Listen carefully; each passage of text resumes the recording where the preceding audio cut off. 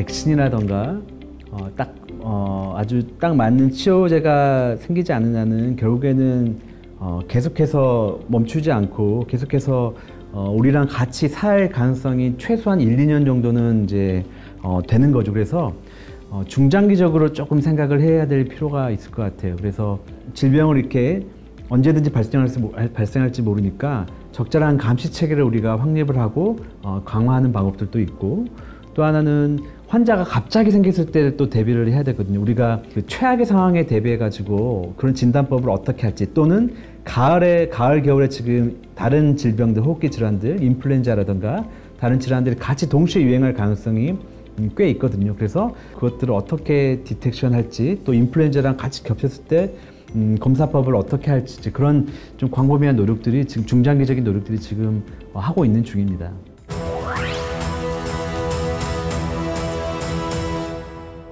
나라마다 좀 인플루엔자라든가 같이 유행한 호흡기 바이러스에 대한 좀 각 국마다, 각 대륙마다 조금씩 차이는 있고요. 그러니까 만약에 같이 유행한다고 했을 때는 이 코비드-19과 다른 기타 바이러스 질환, 호흡기 바이러스 질환들을 서로 간에 이제 전파가 되지 않도록 그 동선을 분리해주고, 그런 호흡기 질환이 있거나 발열이 있는 환자들은 좀 이렇게 분리를 해가지고 그분들만 좀 진료할 수 있는 동선, 또 공간을 마련해 주는 게 중요하고요. 우리나라도 지금 준비 중에 있는 게 호흡기 클리닉이라는 걸 지금 준비를 하고 있고요.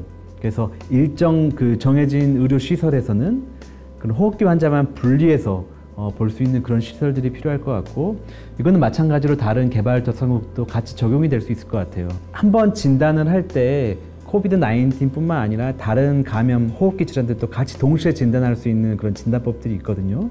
우리나라도 활용을 할 예정이고, 또 개발도상국에서도 여건이 허락하고 그 나라의 컨텍스트에 잘 맞다고 생각하면은 이제 그런 것들을 도입을 할 수 있겠죠. 그래서 환자가 왔을 때, 호흡기 환자가 왔을 때 뭐 여러 번 검사하는 것이 아니고 가능하면 그 현장에서 그냥 바로 검사해가지고 어떤 병인지 좀 분류를 할 수 있는 방법들, 이제 그런 것들을 좀 고려를 할 수 있겠죠.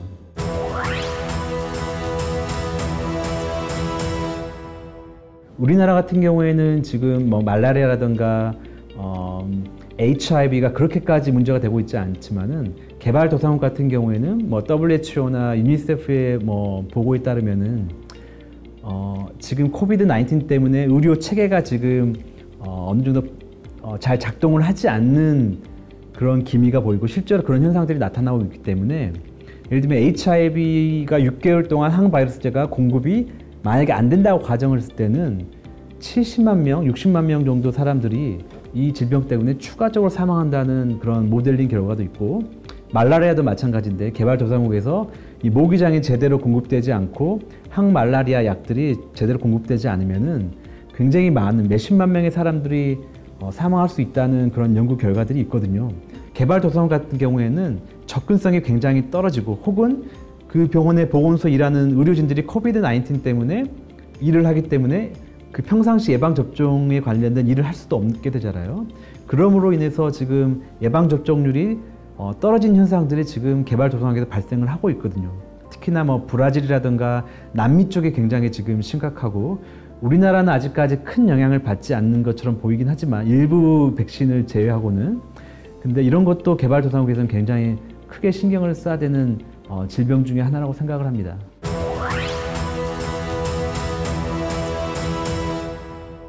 초과 사망률이라는 건 우리가 매년 이제 사망이 어느 정도 수준의 각 국가마다 이제 발생을 하게 되는데, 올해 예를 들면은 올해 우리가 기대하는 평균치의 사망 수치가 있습니다.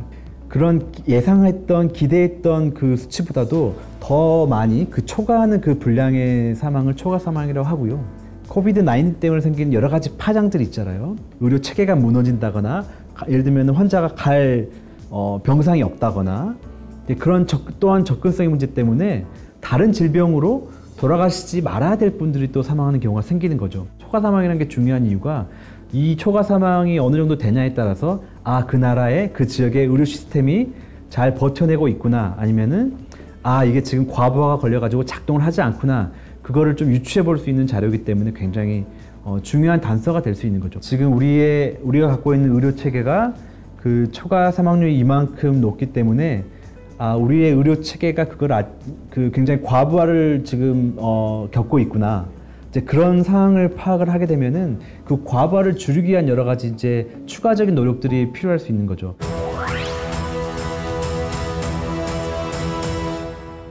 우리도 지금 많이 이제 의료진들이라든가 방역당국에서 피로감을 느끼고 있는 게 사실이거든요. 협력국도 당연히 마찬가지고. 그래서 한 가지 좀 제안드리고 싶은 거는 우리 개발도상국에는 많은 협력국에는 마을 보건요원이라는 게 있습니다. 그러니까 그 부르는 명칭은 굉장히 나라마다 다르긴 하지만 커뮤니티 헬스 워커, 뭐 빌리지 헬스 볼런티어 뭐 이렇게 부르기도 하고 그런 체계들이 있는데 그런 분들을 좀 활용할 수 있는 여러 가지 방안들을 좀 생각을 해보실 수 있을 것 같아요. 지리적인 환경 때문에 의료인들이 접근하기 어려운 지역도 굉장히 많이 있습니다. 그래서 그런 경우에는 그 지역에 활동하고 있는 마을 보건들을 활용을 해가지고 환자를 빠르게 이제 발견하고 혹은 그 환자 접촉자들을 그런 마을 보건요원 그 시스템을 통해서 잘 하는 방법들. 그래서 취약계층이 가장 사망률도 높고 가장 이 코비드 19 때문에 피해를 받는 분들이거든요. 그래서 그런 분들을 대상으로 해서 의료 서비스를 확장한다거나 또 적정한 의료 서비스를 제공하고 의료 서비스의 전달 체계를 좀 조정을 해가지고 접근할 필요가 있죠. 뭐 예를 들면은 수상가옥이라든가 뭐 그런 또 산골에 이렇게 사시는 분들 접근성이 굉장히 떨어져서 백신을 예를 들면 우리 같은 경우에는 다 의료 보건소에 와서 의료기관에서 맞지만 그런 분들은 접근하기 굉장히 어렵거든요. 이제 그런 경우에는 뭐 찾아가는 서비스를 제공한다거나 이제 그런 식을 통해서 이런 소외받는 계층들이 피해를 입지 않도록 하는 게 필요합니다.